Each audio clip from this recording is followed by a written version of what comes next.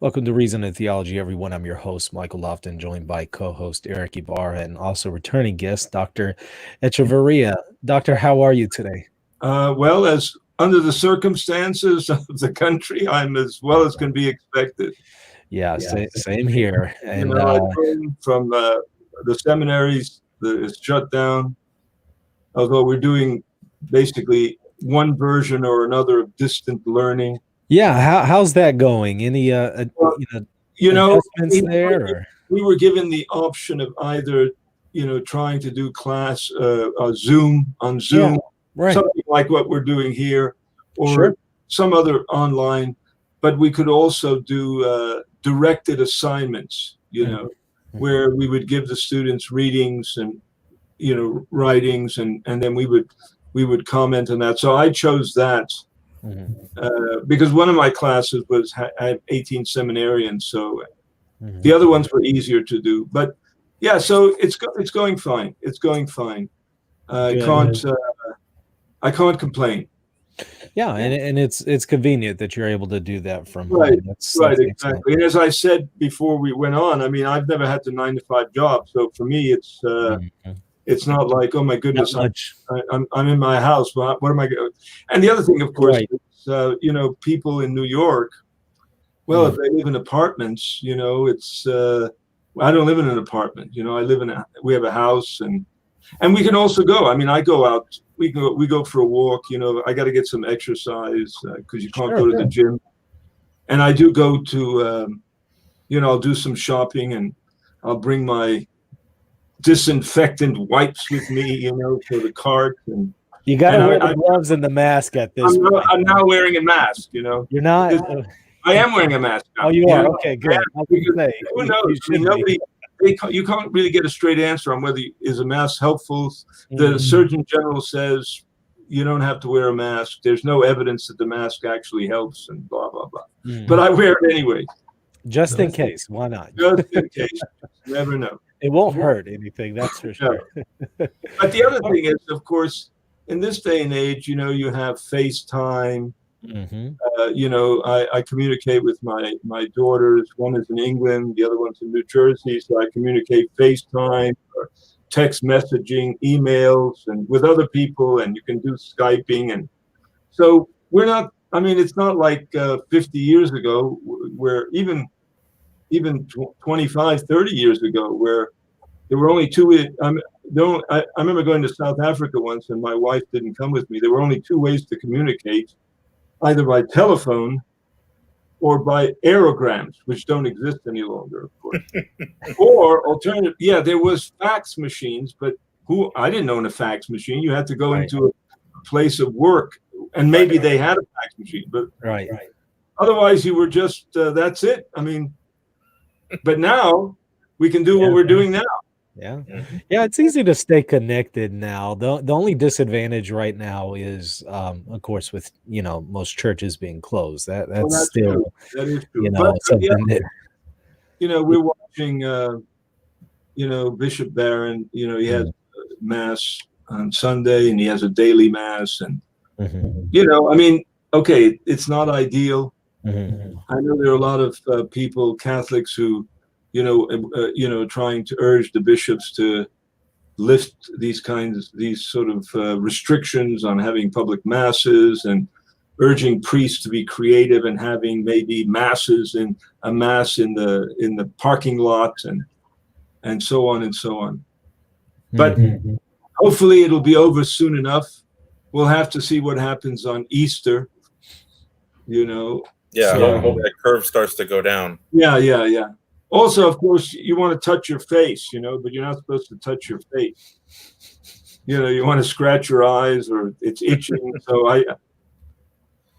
it's amazing how often you touch your face without realizing it. It really is. And you start to notice it. Try it, and you realize how often you do it. Multiple times, like 20 some odd times a day, you're touching your face. Right. Well, let's talk about our topic at hand here. We're talking about the Nouvelle Theology, or the New Theology. And I guess, could you maybe first start us out by telling us what exactly is it?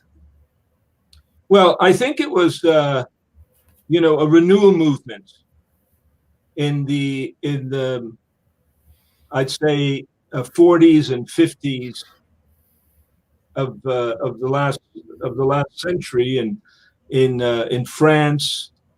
So the Jesuits, Henri de Lubac, Jean Donnelou, and also the Dominican Yves Congar.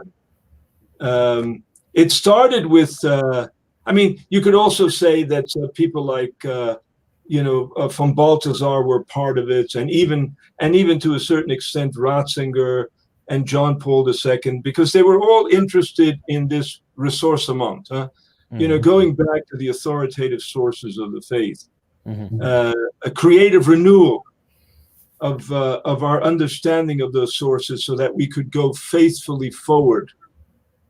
What was distinctive, and what was distinctive about them, and really what separated them from the modernists, is that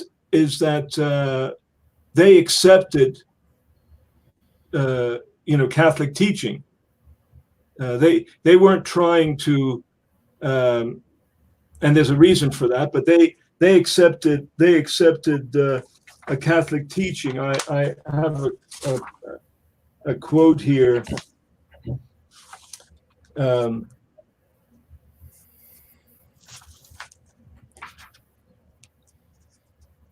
This is from one of my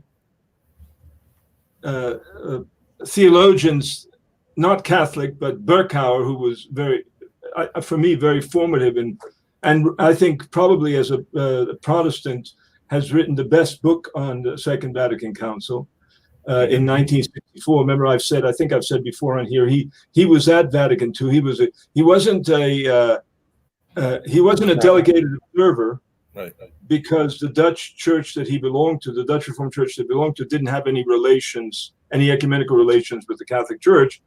But he was friends with the then Johannes Willebrands, who was a Dutch theologian. He was actually the secretary of the Secretariat for the Promotion of Christian Unity that was started by John the 23rd.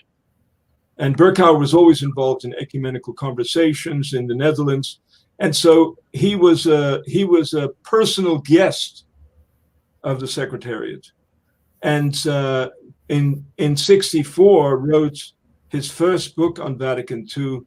It has the title in English, and it's a misunderstanding, I think, but it has the title "The Second Vatican Council and the New Catholicism."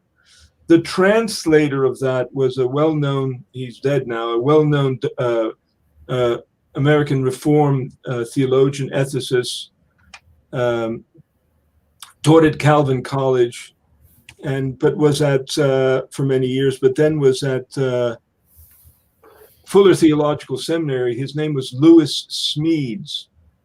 And Louis Smedes did a lot of translation of Berkouwer's 18 volumes, Studies in Dogmatics. Well, he also translated the Second Vatican Council and New Catholicism. I always say the term New Catholicism is wrong. You see, I think Smedes thought that in the Dutch it was Nouvelle Théologie, the Nieuwe Theologie in Dutch, Nieuwe Theologie. So Nouvelle Theologie. But I think Smedes thought nobody in an American context knows what the Nouvelle Théologie is. So we're not gonna put on the title, New Theology, or the French Nouvelle Théologie, because nobody knows what that is. Certainly not evangelicals; they don't know what that is. And so New Catholicism is what it was. So they translated it as New Catholicism, but to me that's the very antithesis of what the Nouvelle Théologie was about, because they weren't trying to, create a new Catholicism. They were part of the ressourcement movement, going back to the authoritative sources of the faith, creatively retrieving a new understanding, a deepened understanding of those sources, so that we can go faithfully forward. Here's Berkouwer in his. In that volume I just referred to, he says, the New Theology had its origin in a new confrontation with the problem of change. This confrontation, unlike the modernist movement, occurred within the context of a conscious acceptance of the entire dogma of the Church. The entire dogma of the Church. Now, in a moment, I'll come to, Godeguru Lagrange's, his 1946 article, where is the new theology? Where is the Nouvelle Théologie leading us? And the importance of that article insofar as he concentrates on the question of truth. But one of the representatives of the Nouvelle Théologie, Henri Bouillard, a French guy, he was also a Barth scholar, had written on Barth and so on, but he expressed the problem this way. He says,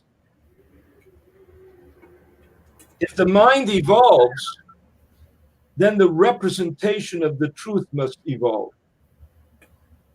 He follows the statement up with a now well-known adage, much misunderstood.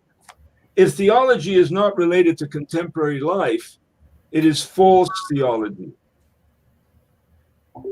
In some, adds Bouillard, he says, the history of theology reveals the permanence of divine truth on the one hand, and the contingency of concepts and systems in which we endeavor to represent the truth on the other.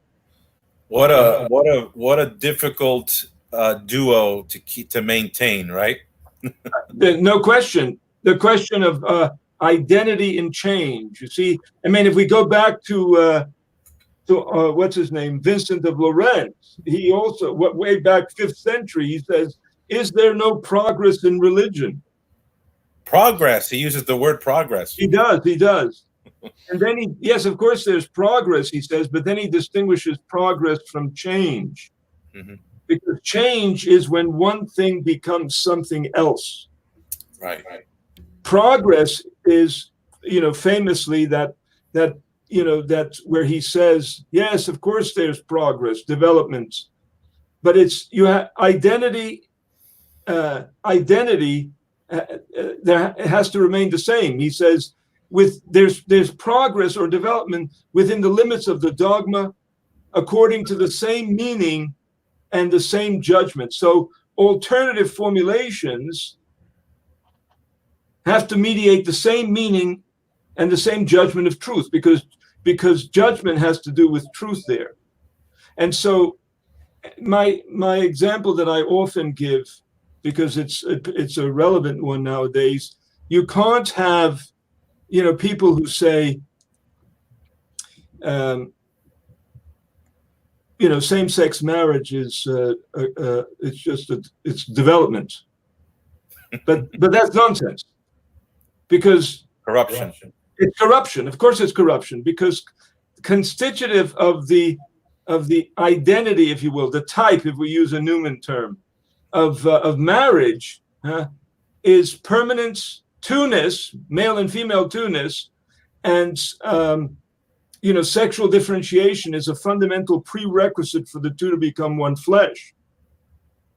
So you can deepen your understanding. I think John Paul II's theology of the body, I mean, even in terms of in part 3, where he develops his understanding of the sacraments and how in the light of sexual differentiation, so that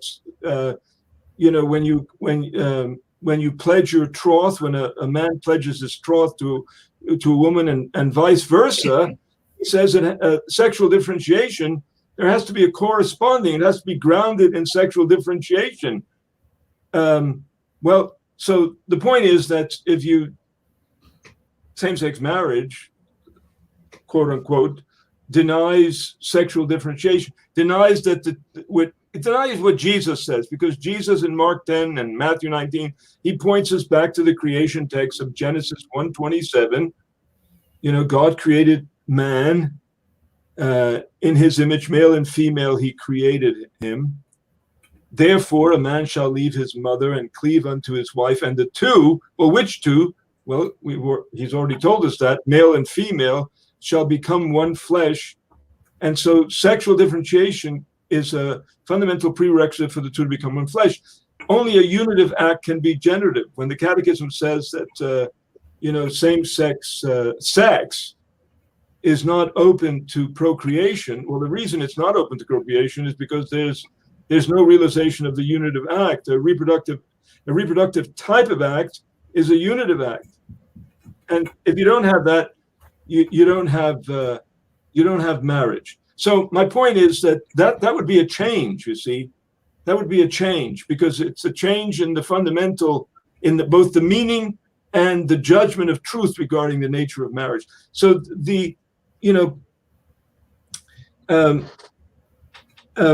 just to quote again Berkhauer, this is from another book of his on the Church, Volume 1. He says, change. So he's not making, although he realizes that later, he's not making, I think there's a difference between change and reversal. I think the church reversed itself on ecumenism, but it didn't change its ecclesiology. I think so you're saying reversal and change are two different concepts. Two different concepts. Different concepts. Because you see, reversal involves a deepening in our understanding of the fundamental, if we're talking ecclesiology, of the church's ecclesiology. Clearly, the church came to accept ecumenism. Remember, I've said this before. There's a surface contradiction between Pius XI and Mortalium Animum and the decree on ecumenism, but it's only a surface contradiction, because everything that Pius rejected, Vatican II also rejects. The branch theory of Christianity. It rejects, doctrinal indifferentism. It rejects the idea rejects ecclesial relativism, the idea that there are many churches and the Catholic Church is only one among many. It rejects the notion that ecumenism, that the dynamic of seeking, heeding Jesus is that they all may be one. It's not unity that arises out of diversity, because there's already one church. So the question then becomes ecclesial unity and diversity within the context of the one church that is the Catholic Church. But here, Berkhauer says, change in the unchangeability is not a paradox or a contradiction, but a meaningful thing that has always been understood and accepted in the church in principle, even if it was often only intuitively. Although one can say that reflection on the problem came clearly to light, first of all, in the 19th century. This is why even Nichols and others say the modernists raised a genuine question, but their solution was utterly wrong. Because their solution was, if you go back and you read, Pius X's encyclical or his, the Pascendi, Lamentable. Pascendi, and then Lamentabilia, or the syllabus of errors. It's very clear that the modernists are pragmatists. They're instrumentalists as far as dogma is concerned. The dogma mediates your experience of the divine or of God. There's no determinate content of faith. There's no determinate content of revelation, so they reject revealed truth. They accept an experiential expressivism, to use Limbeck's term, where you have an experience and then subsequent to that experience, you express it in sentences and so on. But all of those things are not revealed. They're not revealed, you see. There was a psychological need for man to have religion. Yes, or some kind of anthropological dynamic, et cetera, et cetera. So Pius says that all of those doctrines and they're all secondary formulas, you see. I've written about this in my book, Revelation, History, and Truth, in the second chapter, that, already at the beginning of the 20th century, there's a rejection of the notion of revealed truth. And that's because they reject propositional truth. They they're not realists any longer. You see, the modernists are not realists. They don't think that, that dogmas are true because what they assert is in fact the case about objective reality. Right. So they think it mediates experiences. So could we say once and for all that the insight of a guy like Congar, Danilou, de Lubac was not they were not trying to resurrect the old modernism? Absolutely not. Here's a quote from just to quote Congar. Congar says, "Modernism raised the problem," he says, "of the variations in the representations and the intellectual construction of the affirmations of faith. The new theologians, like himself, solved the problem." This is from his book, The History of Theology. "Solved the problem by distinguishing between an invariant of affirmations, so unchanging affirmations, and the variable usage of technical notions to translate essential truth in historic context differing culturally and philosophically." And so he then says, for them, that is for the Nouvelle Theologians, first of all, the invariant was a set of affirmations. They have a real content of truth, he says. And secondly, in the differing notional translations which the theologians had given, there existed an analogy of relations or a functional equivalence between the notions used to express that truth. In this way, they escaped the accusation of ruinous anti-intellectualism and dogmatic relativism justly brought against the modernists, he says. So essentially what we're claiming here is that the Nouvelle Theologie was an attempt to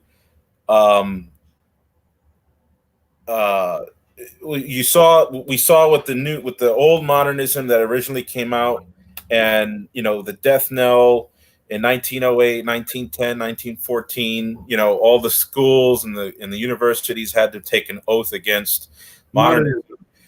But what we see happening in the 40s and the 50s are theologians in the Catholic Church that recognize that the modernists were not wrong from head to toe. They had certain observations that can't be completely ignored. Some of the things that they said, in particular, about questionable, unpredictable variations in the forms and the expressions of doctrine and the sources of revelation, they have to be explained in a coherent way rather than doing table Denzinger, where you have your Denzinger, your manual, your reference number.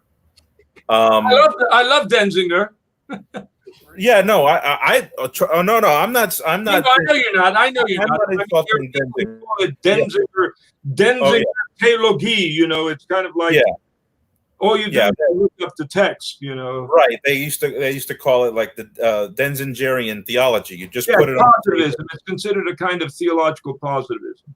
Right, posit, right, and so the Nouvelle Theologie is saying they're not rejecting St. Thomas Aquinas. They're not saying that the old scholasticism has to be completely ignored, but that there's the modernists and theologians even up to the 30s and the 40s were putting their finger on something valid. And there is a way to answer it in a coherent and intellective way, rather than just a positivistic denial. Right, and so that's why. Look, there was Congar, de Lubac. He wrote two famous books on that dealt with Thomas. Augustinianism and modern theology. His book on the nature of the supernatural. All of this business about nature and grace and so on. He's writing a book. These books aren't. He didn't say. He wasn't the sort of guy that said, Thomas. Right. No, there's an enduring originality, as John Paul says in Fides Ratio, an enduring originality to Thomas. But of course, there's theology after the 13th century, just as there's philosophy after the 13th century. It's not as if it's not. Look, John Paul II he tried to integrate Thomism and personalism and phenomenology and all of that. There's a certain creativity there. But yeah, so I think that's essentially what it is, that they raised, it's like Nichols says, they raised modernism. Nichols says in his very, very important article that he wrote in 2000 in the Thomism and the Nouvelle Théologie, Nichols wrote. Mm-hmm. And he says, succinctly, he says, though modernism had been a false answer, it had set a real question. Right.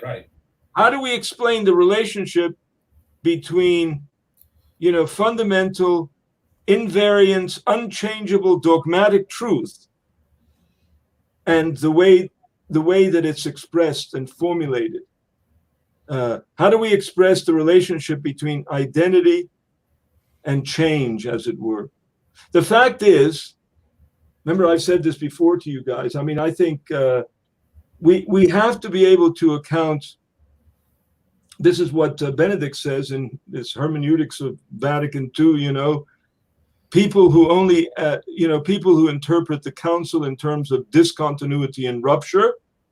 But the contrast to that, he doesn't say the contrast to that is continuity.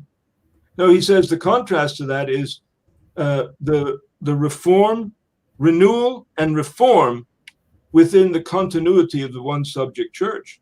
Yeah. Because he understands that, in fact, and then he goes on to give examples, of course, the church reversed itself. It turned about in its understanding of ecumenism.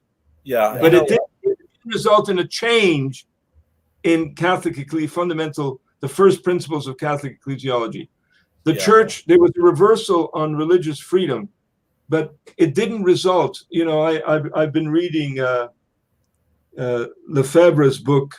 I forget whether we talked about this the last time, but his book, Open Letter. No, this is one where he's claiming that the church actually, took off, uncrowned Christ. Oh, they uncrowned. Yeah, we uncrowned Christ. You see, as if the church no longer proclaims the lordship of Christ, and so, or also that there's this now, I think he thinks that by affirming religious liberty, I don't think he makes distinctions. Like I may have said this before to you. We live in a society where there is, you have the freedom to hold pretty much any view you want to hold.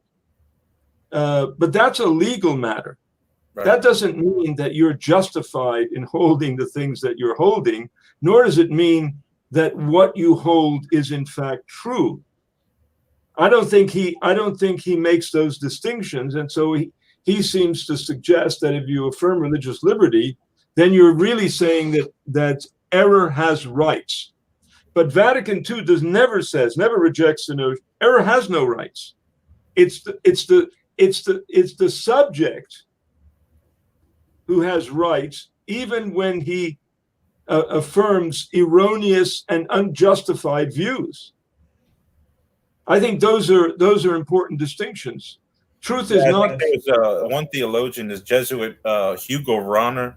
Yes, he wrote a book on early Christianity in the state, and pre-Nicene Christians, that was axiomatic that they were free to hold their error, but not free to be right about their error.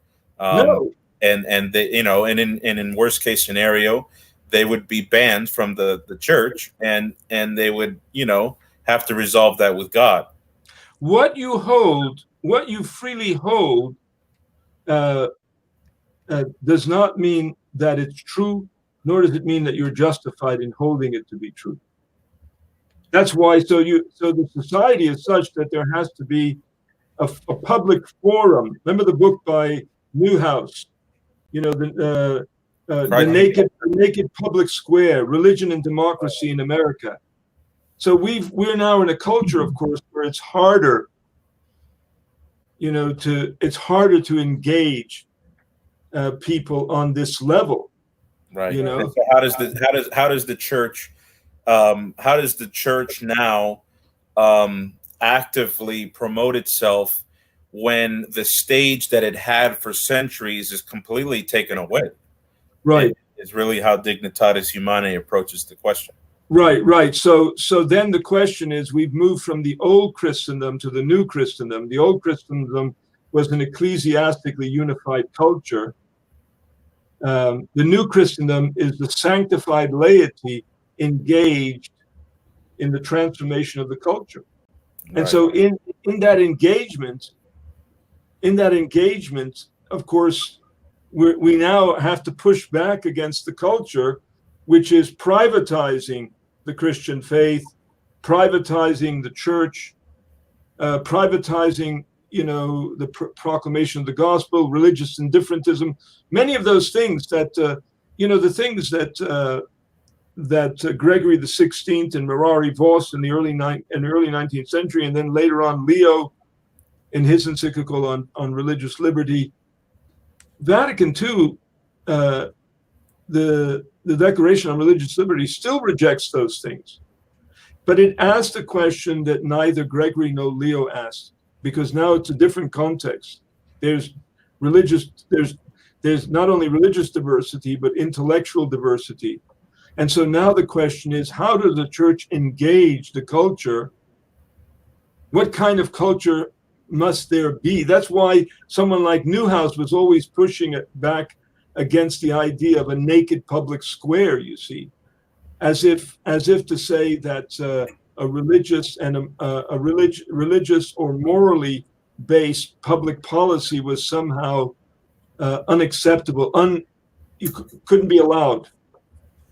So, but in any case, I mean, those are the more practical type of questions. Let me say something, if I may, about the Dominican Reginald Garrigou-Lagrange. Why did he interpret the Nouvelle Théologie as a new modernism? I think the crux of his criticism is found in what he regards as the view of truth of the Nouvelle Théologie. And so it goes back to that quote from Henri Bouillard, where he says that, if theology is not related to contemporary life, it's a false theology. And so Garrigou-Lagrange is actually looking at, what's his name? The French, whose name escapes me at the moment. He asks, how do they understand the relation between language and reality in respect of truth? That's really what Garrigou-Lagrange is concerned with. He asks, how can one maintain that all of these propositions, I'm quoting him now, of dogma, are invariably true? This is the wrong assumption, I think, if the idea of truth itself must change. And if one must substitute for the traditional definition of truth, he says, the conformity of judgment to extramental reality, so the conformity of judgment to reality, and to its immutable laws. So its immutable laws would be, I think he's referring to the law of identity, the law of excluded middle, the law of non-contradiction, all of that.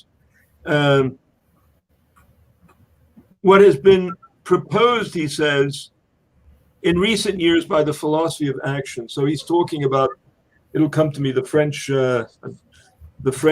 Catholic guy, the conformity of judge. See, he thinks that the Nouvelle Théologie is saying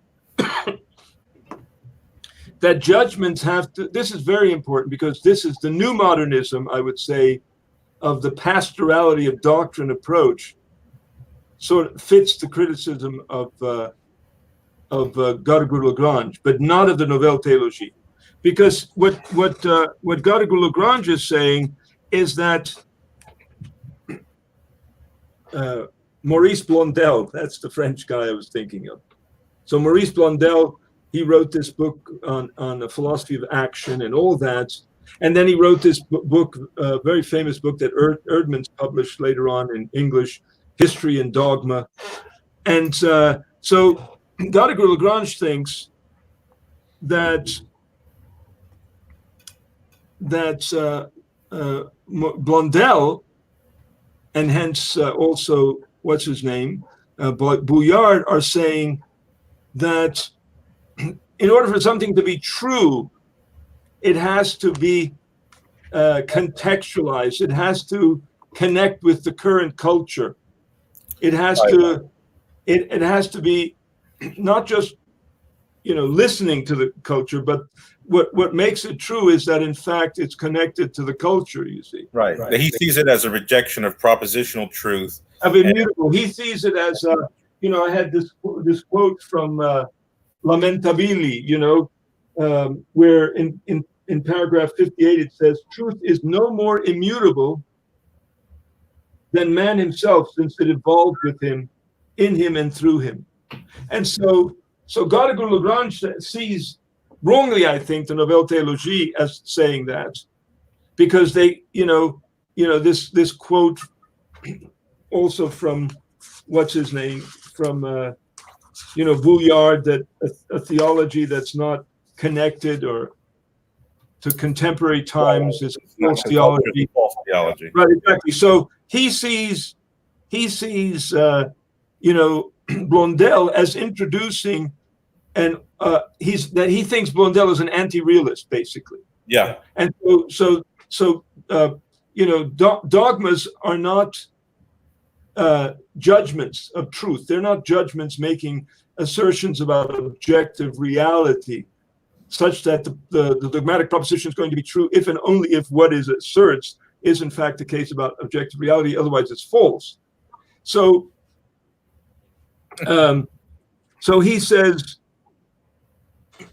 again, he says, how can one maintain that all of these propositions of dogma are invariably true if the idea of truth itself must change, and if one must substitute for the traditional definition of truth, so a realist view of truth, what has been proposed in recent years by the philosophy of action, the conformity of judgment to the exigencies of action or to human life? I would say, the pastorality of doctrine approach is saying that. It's saying that, in fact, that the judgments that we make have to conform to the pastoral situation, and that the pastoral situation determines the truth or falsity of. It seems like the right balance is like as thin as a razor edge to stand on, because on one side you have those who theological positivism, if you call it, where you just assert the dogmas, okay, page number and reference, and then on the other side you've got this this wholesale dynamism to revelation and dogma, where it's imminent, it's consubstantial with man's experience and all this, and then the social and historical context and all of that. Right, and then there's that razor edge of maintaining the dogmatic reality, and then also recognizing the variability of expression and deliverance of the same thing, and it's a principle that I think you mentioned Saint Vincent de Lerins. I think Saint Augustine was another one who saw this, but by and large, and Michael Lofton just had a show it was yesterday on the subject of development of doctrine. It seems to me as though a lot of the theologians prior to the 20th century, prior to the 19th century, there was almost this cozy, assumed, perfect continuity, as if the first and second century was just exactly like what we have today. Right.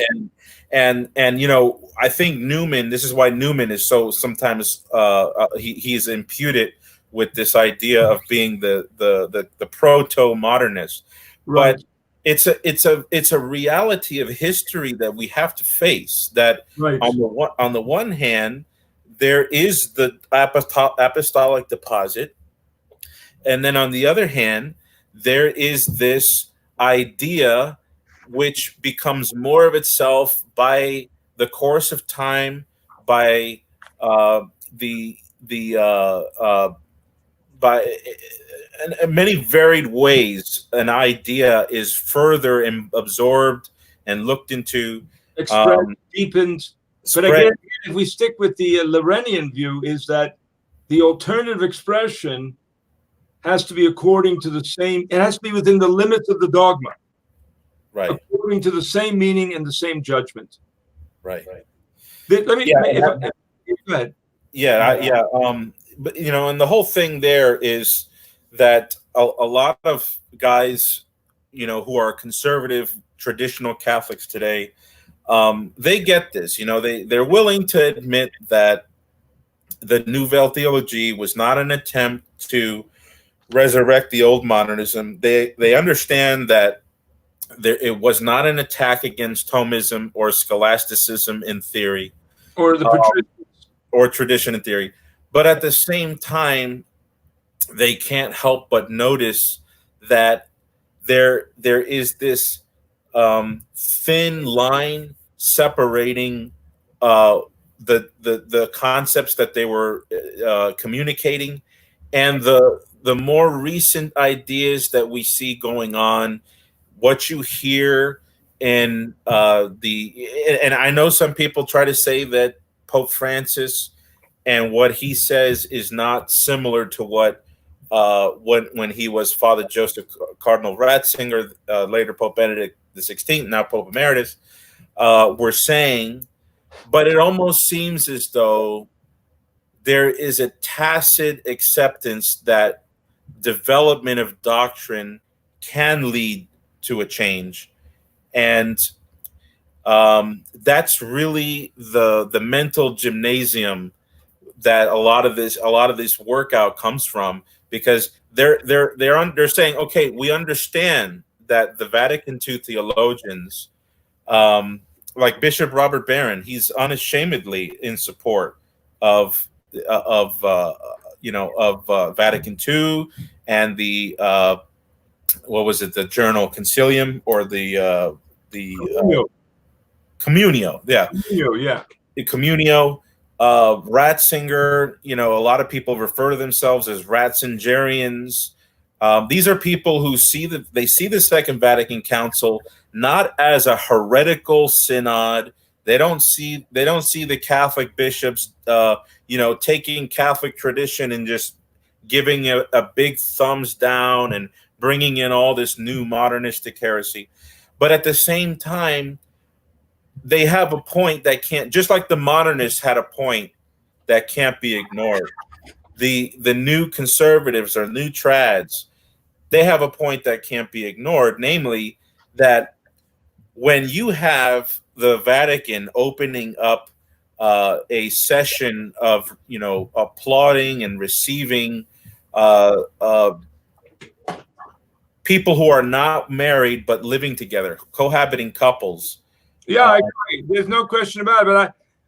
But they came up. There was a day where they said we're going to honor our cohabitating. No, I know. I talk about that in the 4th chapter of my 2nd edition of Francis. I know all that, but I just think that's. I don't think that's Vatican II. I don't think that's Vatican II. I think that's that to me is just as I said a moment ago. You have those neo-modernists who dogma is pragmatic. They have a functionalist view of dogma, an instrumentalist view. There's no revealed truth as such. There's they double down on conscience, like Cardinal Supage. And I wrote about that as well. Yeah. No, that's just he doesn't know what. I'm sorry to say, he doesn't know what he's talking about. Or whoever wrote his address that he gave in England. No, I think. Look, I've said this to you guys before. The fact is, the council itself. Like if you read the Declaration of Religious Liberty, it doesn't work it out for you. How it assumes that there's a reversal, there's a deepening in our understanding, There's also an underlying continuity there. I think there's, as I've said on other matters, there is a surface contradiction between Mirari Vos and of Gregory the 16th and Dignitatis Humani. But I think ultimately, if you look at it in its historical context, the same things that he rejected, that Gregory rejected, Vatican II, the Dignitatis Humani still rejects. But would you say that there's a surface contradiction? Because I totally agree with you about that. Yeah, there's a surface, but not a real one. Right, I understand there's not a real one, but would you say that there's only a surface contradiction between the Catholic canonical ban on praying together and associating with other religions, and let's say the Assisi meeting in 1986 and 2002, and in it happened. My position on that, I've said before, my position on that is the same as Ratzinger's position in his book Truth and Tolerance, and that is that there's no way to justify, which is not what they were doing, but there's no way to justify interreligious prayer, praying together. Yeah. Well, we just I just saw a headline. It was I don't think so. I think there's a. I would say that there's a real contradiction. Okay. That's good to hear, because there's a real contradiction. Yeah. When I lived in Florida, I remember there was that famous shooting in Orlando at the Pulse nightclub, and it was a tragic event. But then the Sunday after, I saw in the newspaper the Orlando Catholic Bishop, Bishop John Noonan. He was on the front paper in the middle at the front of the altar, holding hands with a Buddhist, an Islamic, it was an imam, a Jewish rabbi, an Anglican pastor, a Baptist pastor, an evangelical guru. There was all these people. They were lined up. No, this is holding hands, and they were praying. For me, that's all nonsense. Look, if you'd been praying with with Franklin Graham, I'd say that's fine, because Franklin Graham is a real Christian. Or if he had, I remember one of my brothers, he was married to a Jewish woman, and I went to the funeral of his father-in-law, and then we went back to their house, and we prayed Shiva. We prayed the Psalms. Yeah. I think it's fine. I think that's legitimate. When they're now, by the way, I should take that back. I don't know if there was a Buddhist, but I know that there was a Muslim, and I know that there was a Jew. But so you would say, like, just last week, Cardinal Supage in Chicago prayed next to I forgot his name, Michael, but the Archbishop of Chicago for the Greek Orthodox Church of America, and there was an Anglican priest. Supage was in the middle, the Greek Orthodox Archbishop on the right, and the Anglican bishop on the left, and they were praying the Our Father on behalf of. I don't see any problem with that. We're praying in the Our Father. We're praying the Trinity. We're praying in the name of Christ. I mean, it seems to me that's very different. I'm not going to pray with a Muslim. Right. So, but would you say it's a surface contradiction? Because the Catholic Church never allowed that before, right? All right. So, I mean, I think that had to do with changes in ecumenism. So the church, remember, the dilemma I think that the church avoids is, on the one hand, affirming rightly that the church that Christ founded subsists in its own right alone in the Catholic Church, so that the one church of Christ is a concrete reality, but then wrongly drawing the conclusion that outside the visible boundaries of the Catholic Church, all you have is a wasteland, an ecclesial wasteland, emptiness. that, let's say, that like the Orthodox churches or the historic churches of the Reformation have no ecclesial status whatsoever. I don't accept that. Right. On the other hand, yeah. on the other hand, the other horn is to then affirm what Vatican II affirms in Lumen Gentium 8, that there are elements of truth and sanctification outside the visible boundary of the church, but then to wrongly conclude that the church now embraces ecclesial relativism or ecclesial pluralism, such that there are many churches. No. Right. So yes, ecumenism. There's Vatican II says there's a spiritual ecumenism. We can pray. I mean, when I teach my course in apologetics, Catholic apologetics, I begin my class by, telling the students that they need to recognize that our primary stance to our separated brothers and sisters is not an adversarial one. It's not an apologetic stance, even though there's a genuine place for apologetics, of course. But we're brothers in Christ. Unless we deny that we're brothers in Christ, which Vatican II, the decree on ecumenism grounds ecumenical relations in that aspects of being brothers and sisters in Christ. So I see absolutely no problem. Yes, of course, there's no question. There's a change there. There's a reversal there, and that's part of the ecumenism involves a reversal, but it doesn't involve a change in the church's fundamental ecclesiology. But then we still have to ask the question, I've written about this in an article that's coming out about, unity and diversity in the one church, ecclesial unity and diversity. How do we understand that? It just seems to me one can't. I've spent years reading these Reformed theologians, Berkouwer and Bavinck and Kuyper and so on. There's no way that I could say that these guys don't know anything. Right. No, I think that most traditional Catholics today would readily accept, because these are insights that predate Vatican II. That there is elements of sanctification outside of the visible bounds. I think the issue comes about with, we're going to go out into the public sphere, and I'm gonna associate myself with an evangelical pastor, and we're going to pray together, give a conference on marriage, or confronting the modern irreligious world, and then we close in prayer, and then there's a fellowship gathering afterwards.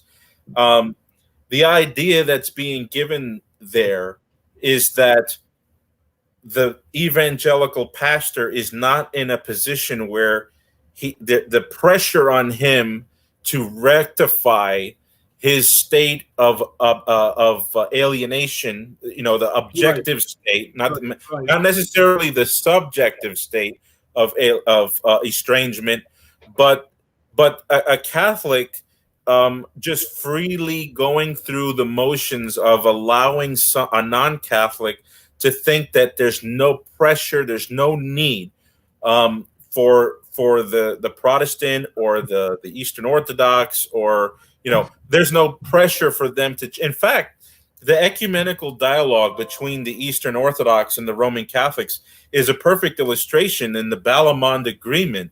Article 15 in that agreement said that there will be no pressure, or they call it proselytizing, where there will be no proselytizing from one to the next. So we're not going to require Orthodox to convert to Catholicism, and then the Orthodox are not going to require Catholics to convert. And the Orthodox and the Catholics agreed on this. And when I read that, I see that as not just a surface contradiction, but I see that as a fundamental one, because I agree with that. I agree with you. I think look, I went I think it was October. I'm getting so old now. I went down to, you probably saw it advertised on Facebook. I went down to Biola Theological Seminary to speak on in a ecumenical, as it were, discussion between myself and a Southern Baptist, whose name again escapes me at the moment, but it was about ecclesiology.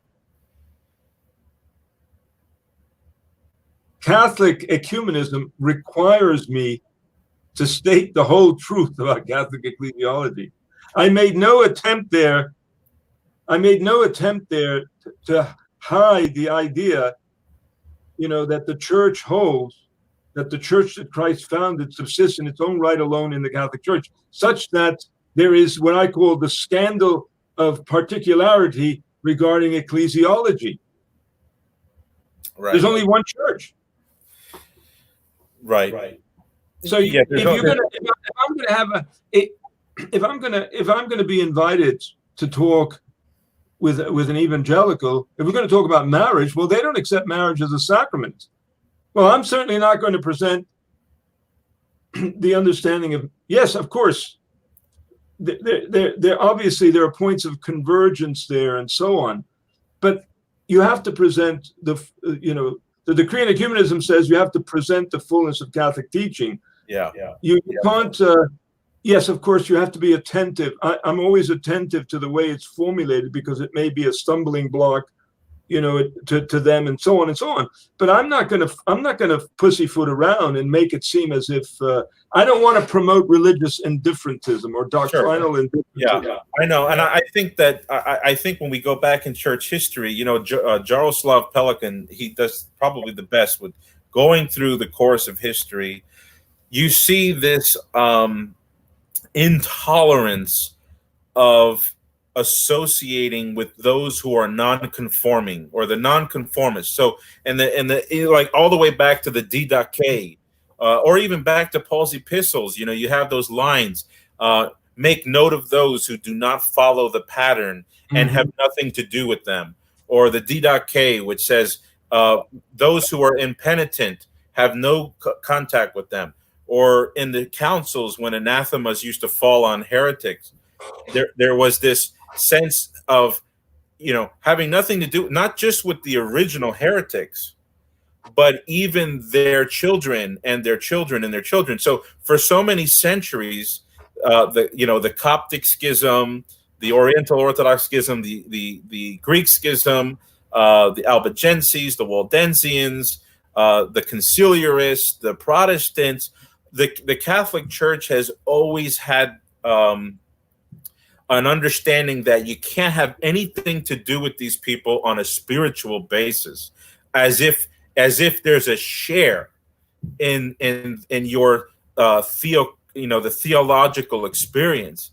But all of a sudden in the 20th century, we do see a difference. So would you say that is a reversal, but a valid reversal? I think it's a reversal, but I think it's a valid reversal.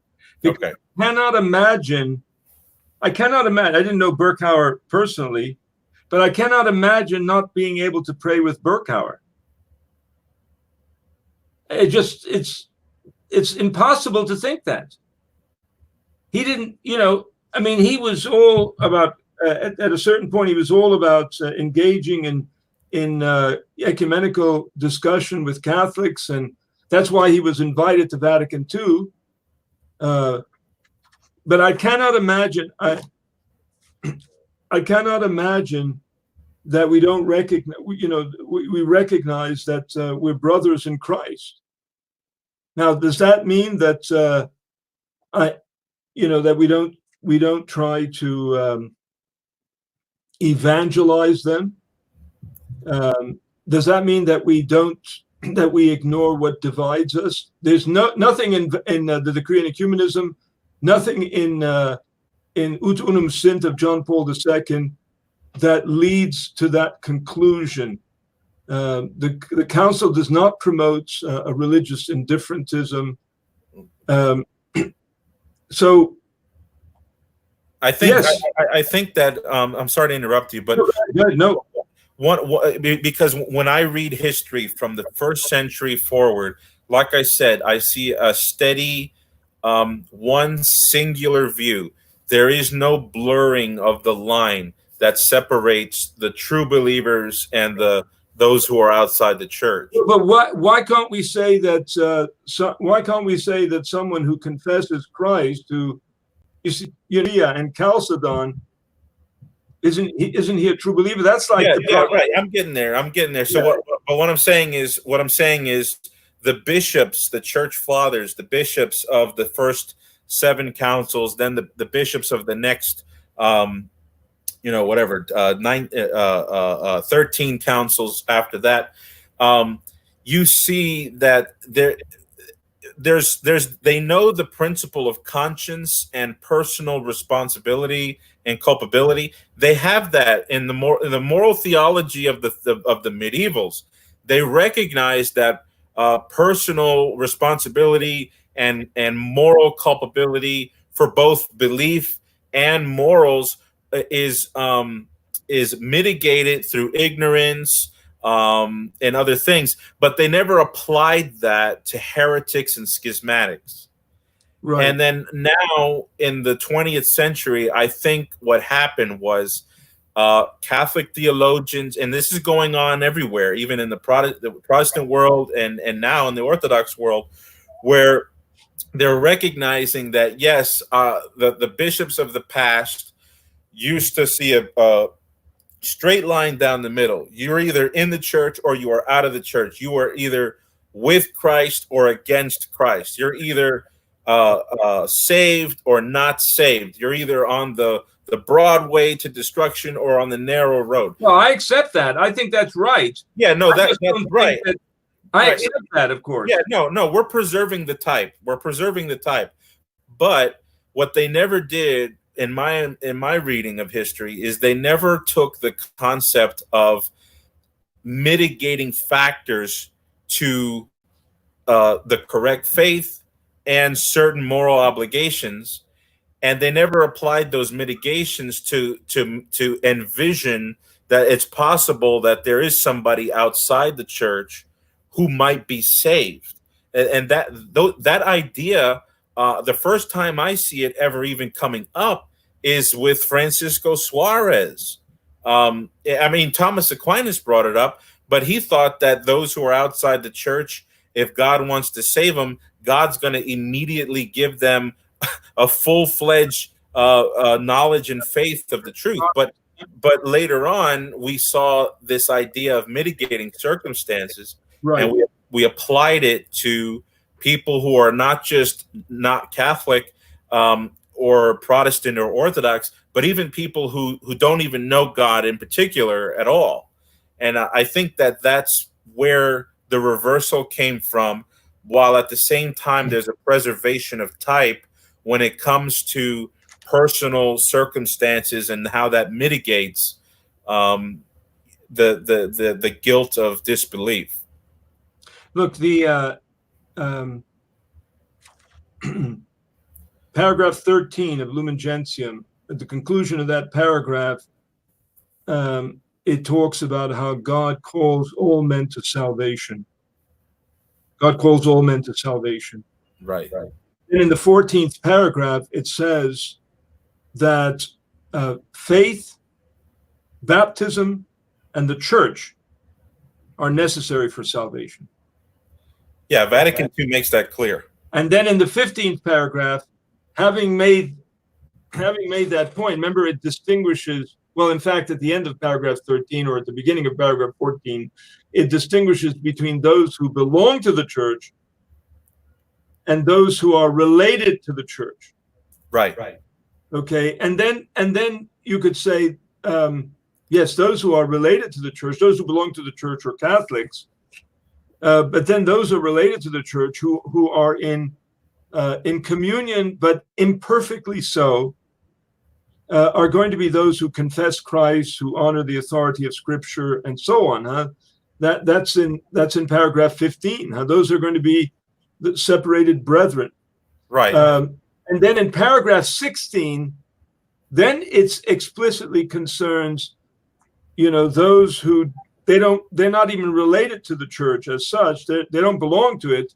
So what do we do with the fate of the unevangelized? What do we do with those who so then it uses the notion of invincible ignorance, those who through no fault of their own have failed to respond to the gospel, huh?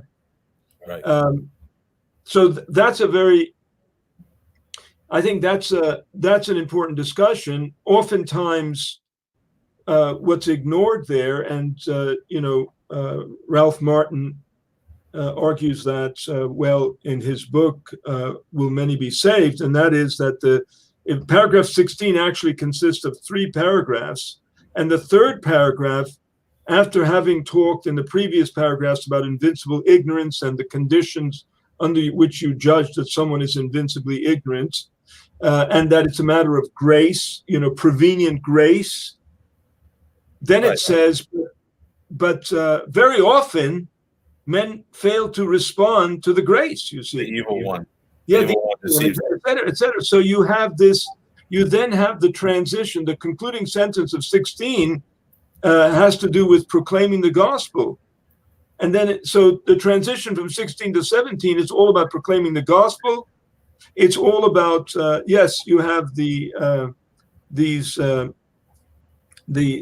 preparation, evangeli, the preparation for the reception of the gospel, and so on and so on. But there's nothing there that somehow suggests, in fact, quite the opposite, that you don't need to evangelize. Now, in the course that you don't need to evangelize, certainly, non-Christians. Of course, you need to evangelize non-Christians. I think we've become confused by this, in part because of, in my view, and I've written about this as well, because of Francis, talking about proselytizing and not making a distinction there.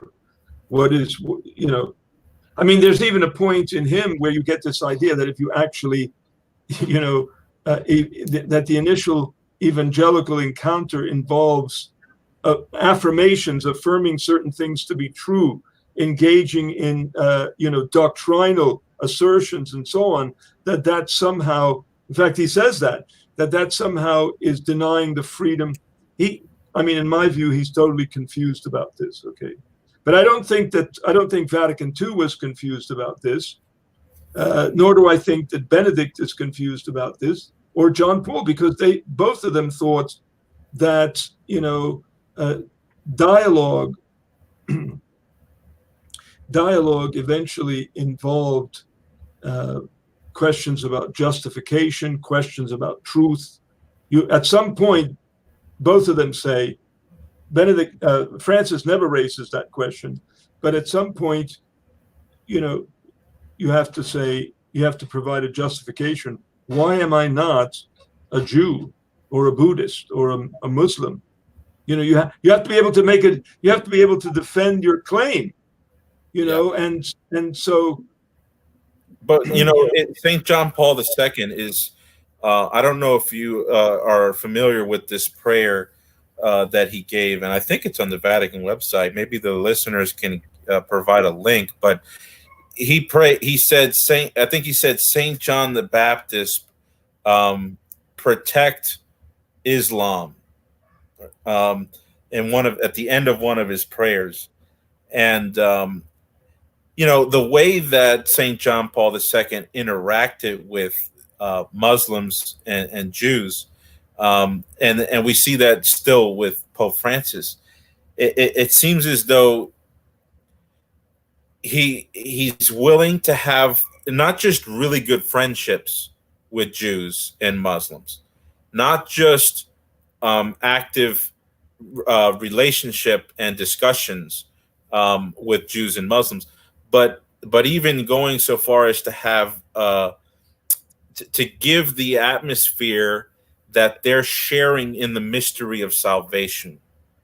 Yeah, and that is what really gets myself and a lot of I'm probably not a trad Catholic, but I know trad Catholics out there, they can tend to blow things up a bit, but they're looking at what has happened since Vatican II, and sure, a lot of this theory of what we're saying is right when it comes to, when it comes to doctrinal continuity, But when it hits brass tacks, when it gets to the rubber meeting the road, here we are rubbing elbows and giving an atmosphere of a share in the mystery of salvation, whereas you can still hold to the Second Vatican Council's notion that it's possible for these people to obtain salvation, while at the same time never giving a single room for them to believe that they're okay where they're at. Well, I agree 100% with that, of course, and I've written about this in the sixth chapter of the second edition, the revised and expanded edition on Pope Francis, the dialogue of religion and the question of truth. I mean, I've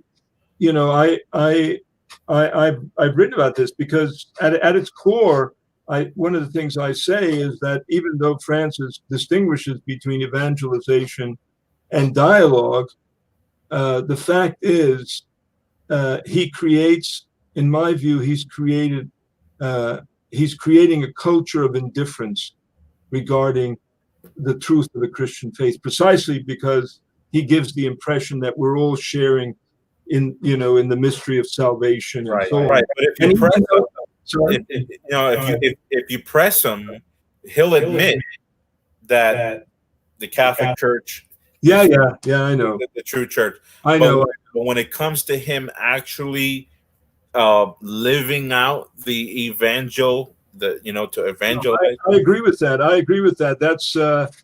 That's again, I try in that chapter to show that there's a difference here between John Paul II and also Benedict on this matter, because both of them argue, unlike Francis, both of them argue that dialogue aims at truth, and it involves justification. In fact, there's one place where Benedict says that if you just stay within the boundaries of these rules, these two rules of, yes, you can bring the fullness of Christian commitment to the dialogue, but at the same time, secondly, you're trying to understand the otherness of the other in his thinking and all that. He says in the end, that's superficial, because at some point you have to provide a justification for your claims. The fact is, if the Muslim denies, the atoning work of Christ, that Jesus died on the cross, and hence if he didn't die on the cross, then he wasn't resurrected, well, then we can't just think, well, that's just my perspective. No, I mean, if that's true, then Christianity is false.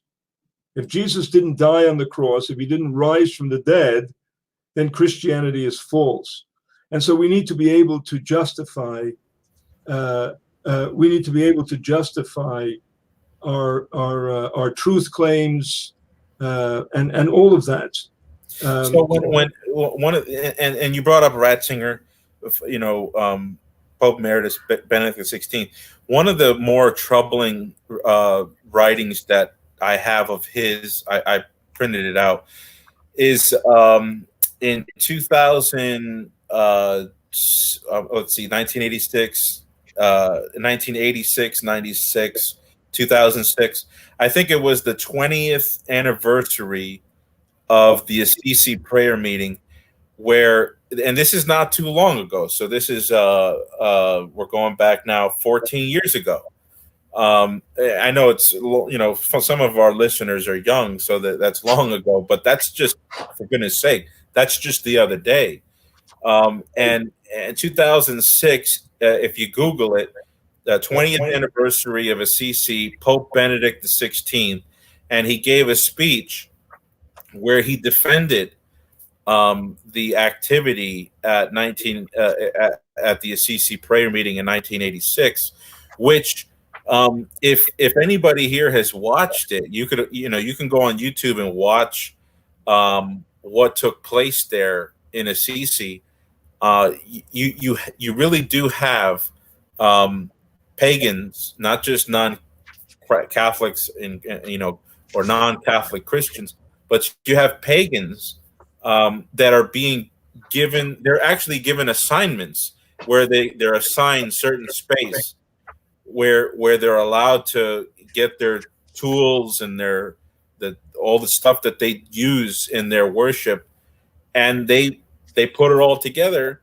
And as you know, St. John Paul II didn't say stop. I mean, that's what would Moses have done? What would Elijah have done? Or St. John the Baptist? He would have said, in the name of God, stop.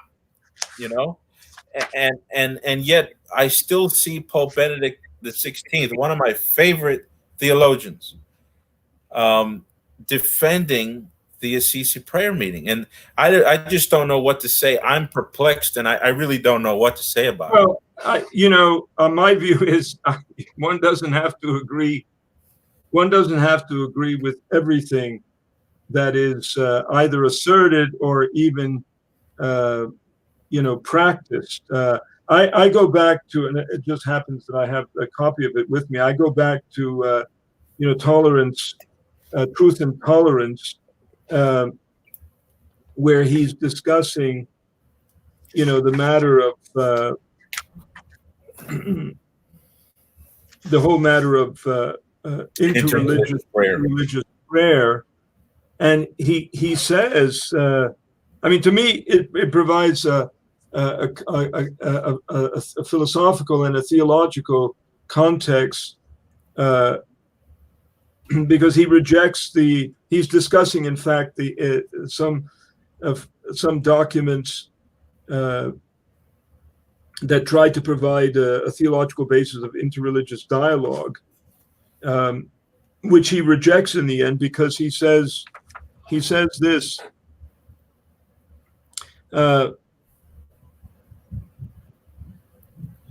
We are supposed to think, he says, that the distinction between God and gods, between an image of God as a person and an impersonal mysticism of identity, is a distinction between images and concepts. That is a penultimate distinction that does not affect the essentials, because all concepts and images fall short of the ineffable reality of the absolute. In other words, what he's saying is that many people try to provide a justification for interreligious prayer by saying that all religious concepts are actually penultimate. That, in other words, that none of them actually refer. They don't refer. They're just experience-based, you see. And so that would mean, he says, that we can't even say that God is personal. He says, is this view really more pious? And above all, is it more true? Let us ask in practical terms, what does it change? What happens in terms of our faith and prayer? First of all, if personal and impersonal concepts of God are equal, interchangeable, then prayer becomes merely a fiction. Since if God is not a God who sees and hears, if he does not recognize me and stand over against me, then prayer is going out into the void. Right. It is then merely a form of self-recollection, of conversing with myself, not a dialogue. It may be a preparation for the absolute, a deliberate foray out of the separation of the self into the infinite being with which I am myself at the deepest level to be identified in, and to which I wish to be absorbed. But it has no point of reference, you see, that sets me a standard and from which I may, in any sense, expect a response, you see. So right. In other words, I think this is a whole section where he's arguing against the basis that many people have put forward regarding interreligious prayer. It's like, I remember many years ago when I lived in Long Island, I remember there was a Catholic and a Jewish rabbi. They had this, the God Squad, it was called. And they wrote, it was absurd. And they wrote this little book called, How Do We Name God? Basically, their answer, any way you want to. Then, Ratzinger fundamentally rejects that. He fundamentally rejects that. He says, if God is a person, then the ultimate and very highest being is also the most concrete. In that case, I'm standing under the eye of God in the realm of his will, of his love. If you ever read John Hick, the English he's dead now, but the English, he was Presbyterian.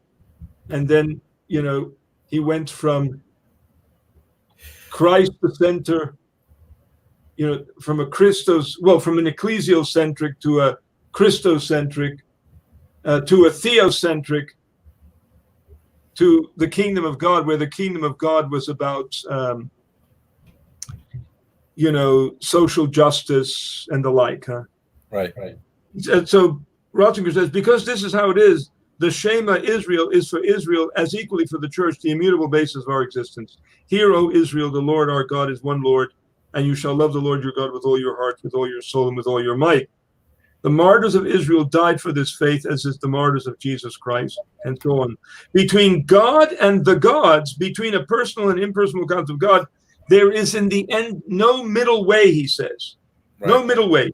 However true it may be that truth is to be found in polytheism, just as in the mysticism of identity, truth that has its place in the Christian faith, yet that can only appear in its true significance if the distinction has been made of what is Christian, and if the face of God has thus not been lost sight of, not been lost from our hearts, he says. Only from this standpoint, from belief in God, can the church's belief in Christ be properly understood, and so on and so on. Right. He says nothing there that both of you wouldn't agree with. The point I'm trying to make is, I don't have to agree with everything that came out of the mouth of Benedict. He may have been mistaken in some of the things he said and in some of the practices, because it's interesting. Initially, Benedict Ratzinger was against Assisi for the reasons that he gives in this book. Right. Because he thinks it generates a kind of a doctrinal relativism and blah blah blah. So I think that what we've done here is we were successful in separating the old modernism and the Nouvelle Theology. Right. The Nouvelle Theology was not an attempt to resurrect the old modernism. No, it was an attempt to how do we sail Catholic theology through the whole horizon of the dynamism alretion in a way that maintains the dogmatic unchangeableness. Remember, as I always go back to Lorenz, within the limits of the dogma, according to the same meaning and the same judgment of truth. Yep. If I just read you a passage from, because you said something about this, and it reminded me of a passage from Berkhauer, where he says that harmony between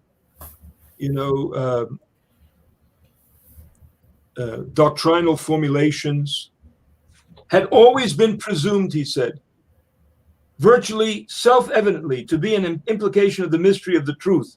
And here he quotes Vincent of Lorenz, idem sensu, idem quae sententia, according to the same meaning and the same judgment. Now, however, attention is captivated primarily by the historical factual process that does not transcend the times, but is entangled with them in all sorts of ways. It cannot be denied that one encounters the undeniable fact of the situated setting of the various pronouncements made by the church in any given era. So then the question becomes, how then exactly is a single and unitary revelation, I say, homogeneously expressed, keeping the same meaning and the same judgment, given the undeniable fact, Berkhauer says elsewhere, of time conditioning, one can even say of historicity. And then he says, all the problems of more recent interpretation of dogma are connected very closely to this search for continuity. Continuity, he says. But then he says, yes, the question of the nature of continuity has to be faced. I think that's what the Nouvelle Theologians were trying to do. But then he says, this is an important point because this has to do with reversal. He says, many different answers have been given to this question, but it is realized more and more that one may not explain all the differences in the process of development as simply a different formulation of the same thing. Thus, the question of the nature of continuity had to be faced. So I think this is where I think, you know, the neo-traditionalists, as I call them, like Bishop Schneider and others, they don't understand what to do with reversal.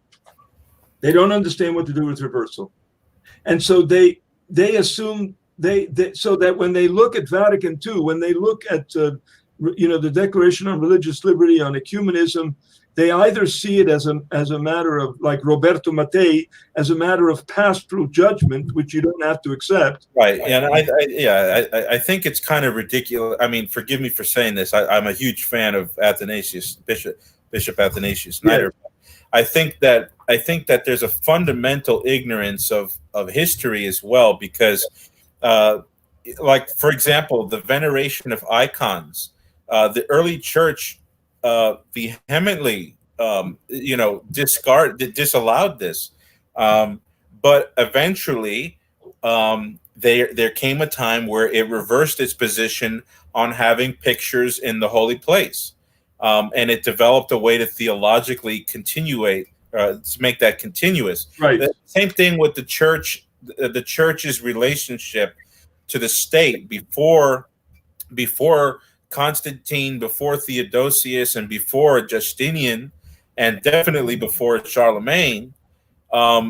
You have this sense where the church, you know, Athanasius, when he writes about the emperor getting involved in the religious affairs of the church, he's writing vehemently against that. Hilary of Poitiers, Hosius of Cordoba, Eusebius, the historian, you know, he shows how there's a fundamental shift in the way the church related with the state, and then the state and the church began to flourish together.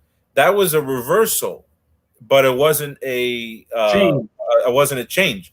Right. So it seems as though, you know, a lot of these modern trads, when they're writing about, you know, they're critical. So 95% of what they're critical of, I'm absolutely on board.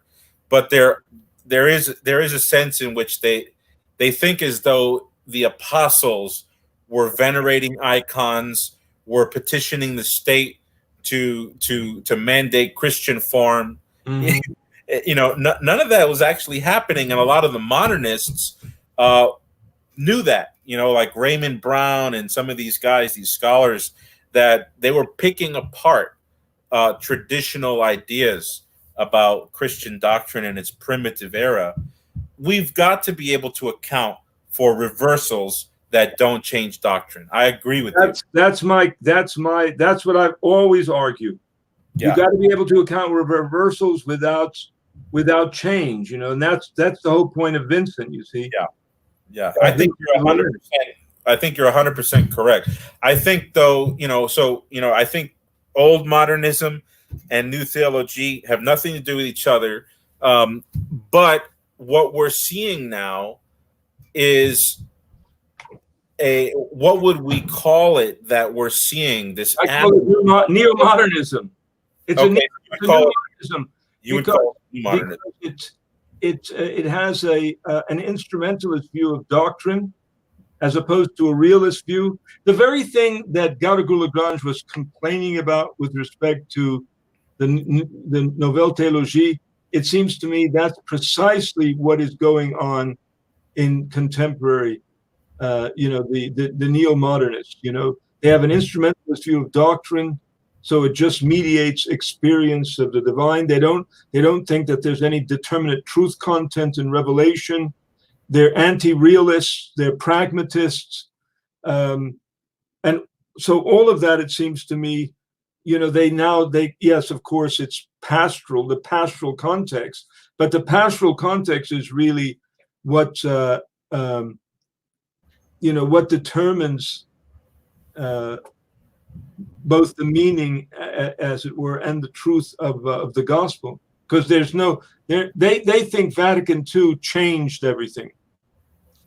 You know, so they don't make the distinction between change and reversal, and also they don't think that that truth is invariant, or affirmations, doctrinal affirmations are invariant in any sense.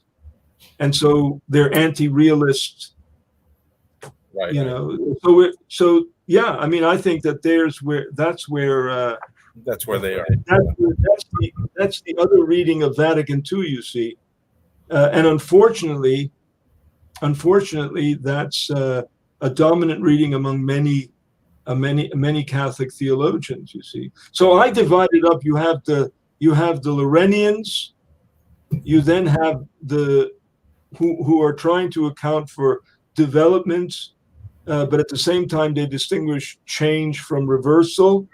Then you have the neo-traditionalists, it seems to me, which I align with insofar as I also want to hold on to doctrinal truth and doctrinal continuity and all that. But I think you have to be able to account for reversal, not change, because change is when one thing becomes something else. And then you have the neo-modernists, it seems to me, who just don't. They're anti-realists. They're pragmatists. They have an instrumentalist view of dogma, and all of that. So it seems to me those are the sort of three dominant interpretations of Vatican II. Excellent. And the Nouvelle Théologie, it seems to me, is Lorenian. It's not arguing. It's not arguing for a change in the fundamental dogma of the church. Yes, of course, it wants to creatively retrieve it in such a way that you can go faithfully forward in proclaiming the gospel. It wants the church to listen. I mean, 25, 30 years, 60 years ago, who would have thought that the church would actually have to defend sexual differentiation as a fundamental prerequisite for the two to become one flesh? Who would have thought that the church would have to argue against, same-sex marriage? So you have to listen so that you can actually present the teachings of the church and respond to the questions and the issues that are raised. You see, right. We have about 4 questions here. Let me go ahead and ask a few. This one is from Elijah. He asks, of course, quoting from the Gospel of Matthew, you shall know them by your fruits. Question, what fruits has the Nouvelle Theology given us? Clergy and religious numbers are down. Mass attendance has dropped significantly. What's the practical fruit of all this? Well, whenever anybody raises that kind of question, I say, wow, it seems to me that the process, the formation of the priests and religious couldn't have been that good. Because it collapsed. And just because there were people attending Mass, that a lot of people attending that doesn't say to me that they understood the Christian life. Otherwise, why did it collapse so quickly? So I don't think you can draw a direct line between the collapse, if you will, of Catholic culture and the Congar and the like. I mean, I think there are a lot of questions to ask about the formation and how did Catholics understand the Christian life, and why did they go to church, and I mean, I don't think a lot of people, even now, I mean, I always tell my students, just because people are in church Sunday after Sunday doesn't mean that they actually have committed their life to Christ. Praise the Lord. The grace of God is still at work in their life because they're coming to church, but that doesn't mean that they understand the gospel or the Christian life or the call to holiness or any of that thing. So you have to, it seems to me the priest has to call people to conversion and all of that. So it may seem like it's an obvious answer, but there is no obvious answer to that. I think that there was a collapse, and I would go and say that people didn't understand what the Christian life was about. This one is from Thomas. He asks, so are we able to pray with all Protestants or only a subset of them? If so, what rule do we use to choose the subsets? Well, it seems to me if you're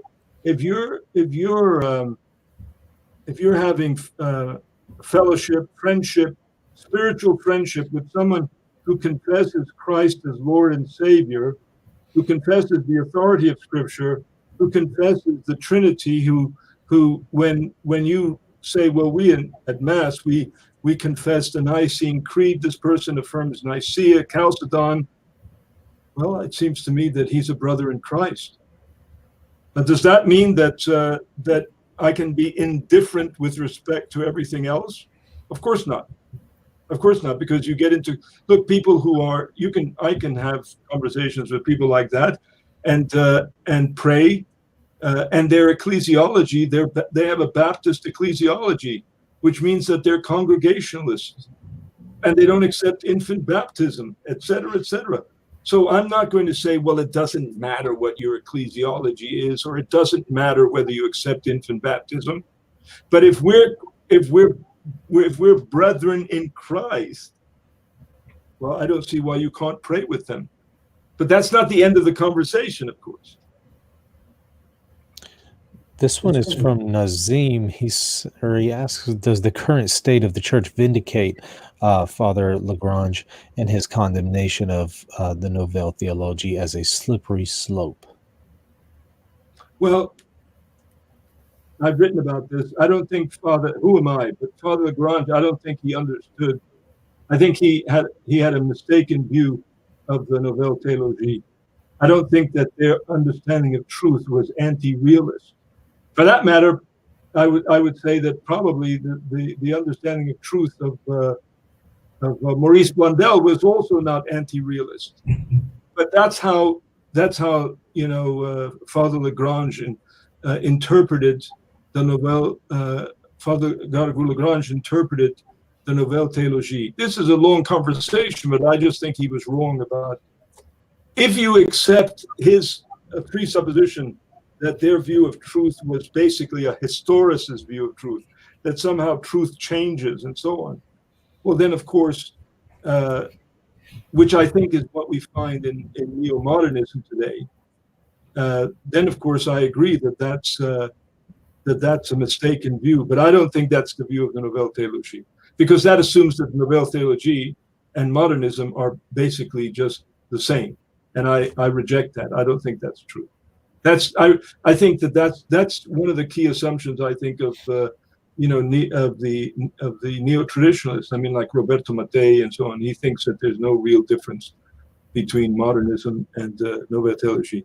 Now, does that mean that everything that came out of the mouth of de Lubac or Congar or Donnelly or even Balthasar or even Ratzinger or even John Paul II? I mean, everything that in their writings, Karl Wojtyła and so on? Of course not. This one is from James. He asks, do you think Pope Francis holds to the new theology, or is he a different category entirely? Well, I don't think he understands the Nouvelle Théologie. I think he has a particular affinity for what's the neo-modernists call a pastorality of doctrine approach. I think he, in my judgment, I've written about this in my another Francis question book. here. To what extent have popular traditionalist pundits? Well, yeah, I think they have, of course, because they just assume that Nouvelle Théologie and modernism are the same. But I don't agree with that, and I tried to argue that in this context, but also in many of my writings. I think that's just not the case, because the very distinction that John the 23rd draws in his opening address between truth and its formulations, and then the alternative formulations according to the same meaning and the same judgment within the limits of the dogma, that is something that the modernists did not accept, because he thought that dogma was an expression of it was a secondary formulation. It was an expression of your experience of God. That's not the view of Congar, de Lubac, Balthazar, Donnelly, and so on and so on. So I think, yes, I think whatever the negative perception of the Nouvelle Théologie is in fact presumed by anyone who identifies modernism with the Nouvelle Théologie.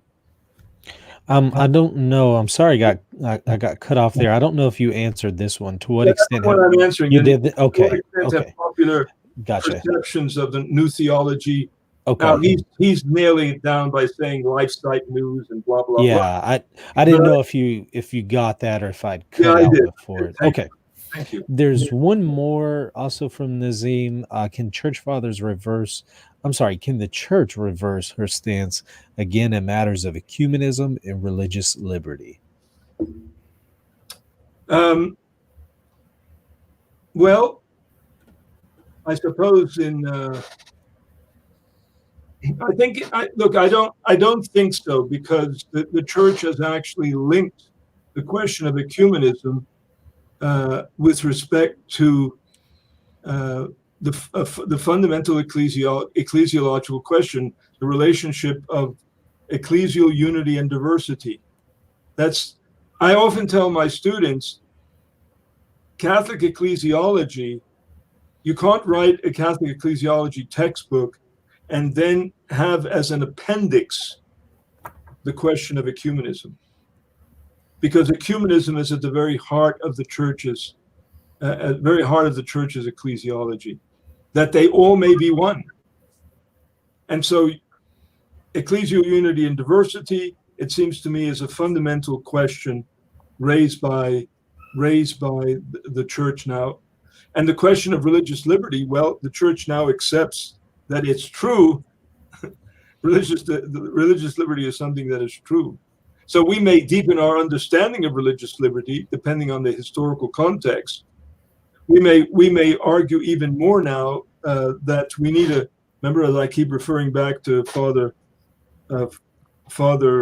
Newhouse's book, Religion, Democracy in America, Naked Public Square, because that book is even more relevant now, because we now live in a culture where, that's the context, and that people argue that there's a naked public square. And unfortunately, Christians, often even Catholics, have just tried to create a space to have a place in the conversation, as opposed to actually making and justifying our truth claims. This is a point. This is a point, if I may. This is a point that Francis Beckwith makes in his book on taking rights seriously. That it can't just be that we want a place at the table, but we hold our views to be true, and we think we're justified in holding them to be true. So we have to have there has to be a forum where we can actually argue our case. I'm sorry, No, I was just going to say, do you think that Dignitatis Humanae allows for the culture to once again shift back into something that's going to be compatible with Christendom? Absolutely, because the new Christendom is the sanctified laity engaged in the transformation of the world, of the culture. Otherwise, what would be the point of chapters 4 and 5 of Lumen Gentium? The call to holiness and the calling of the laity. The calling of the and John Paul II's Christi Fideli Laity. And so the laity, the sanctified laity, is involved in the transformation of culture.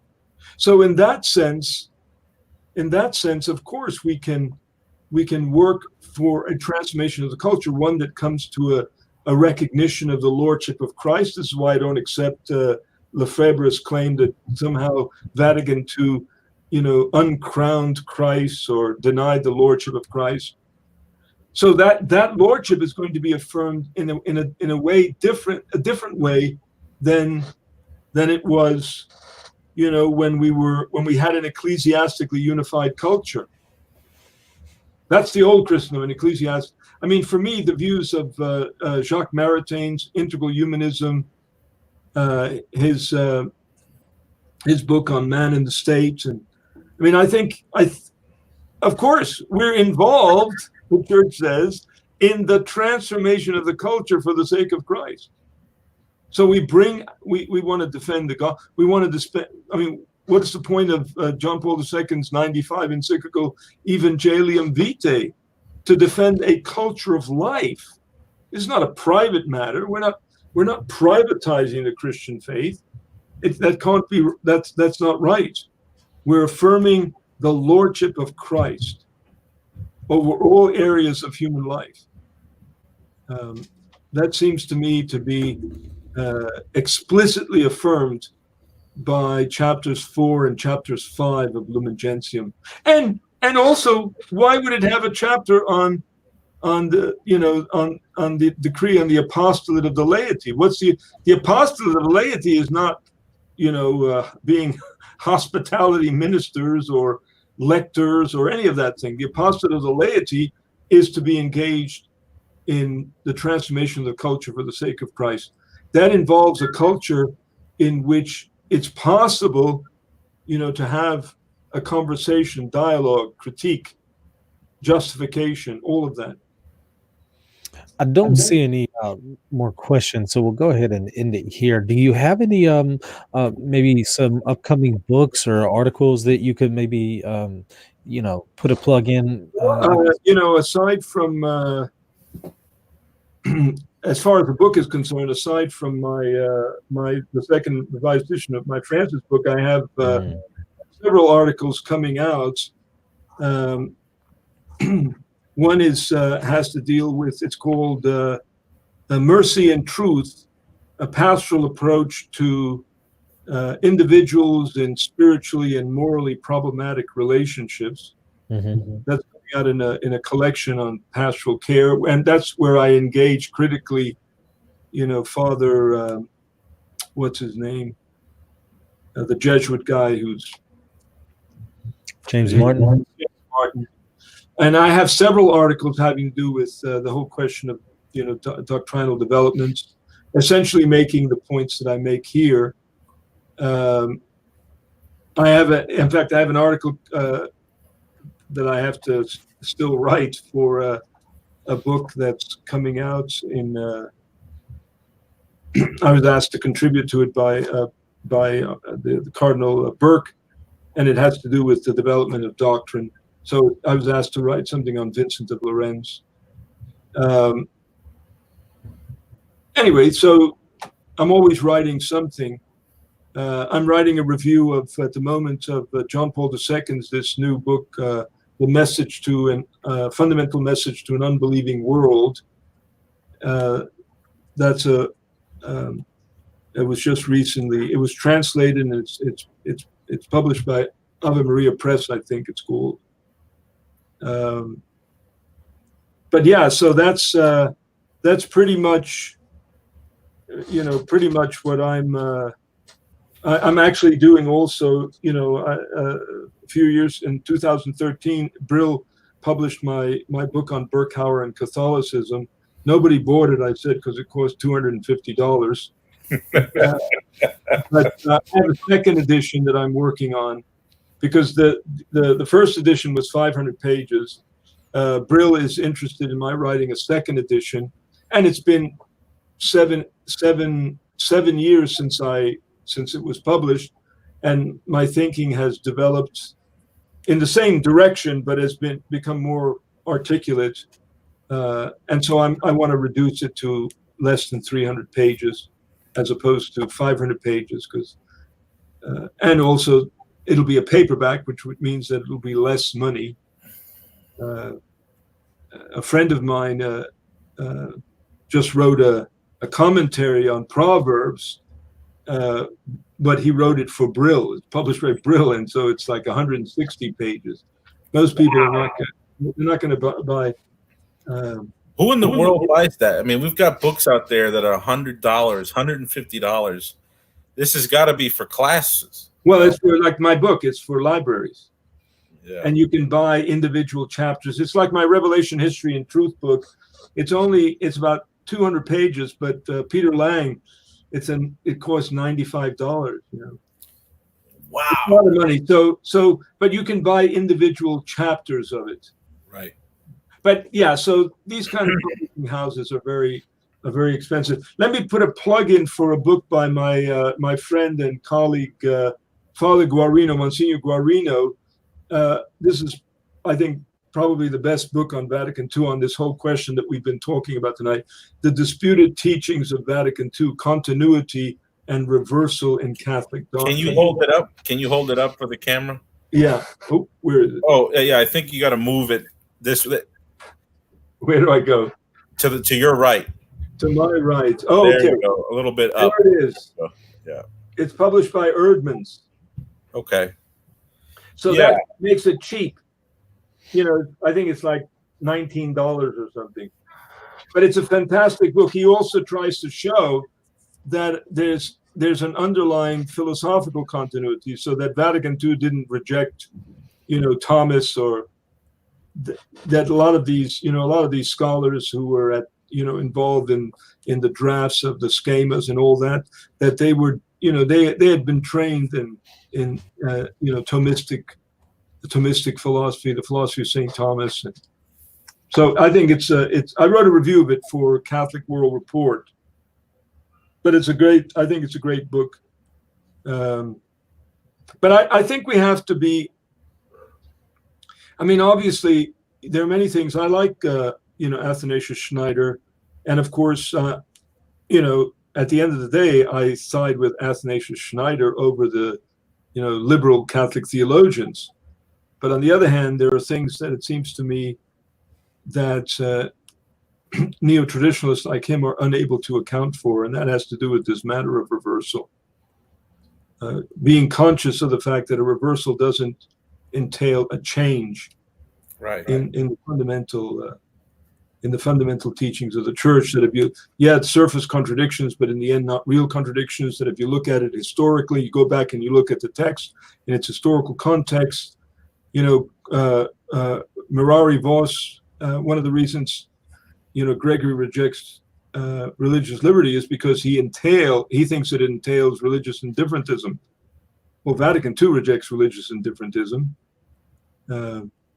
Everything that Gregory rejected that was entailed by religious indifferentism is rejected by the Declaration on Religious Liberty.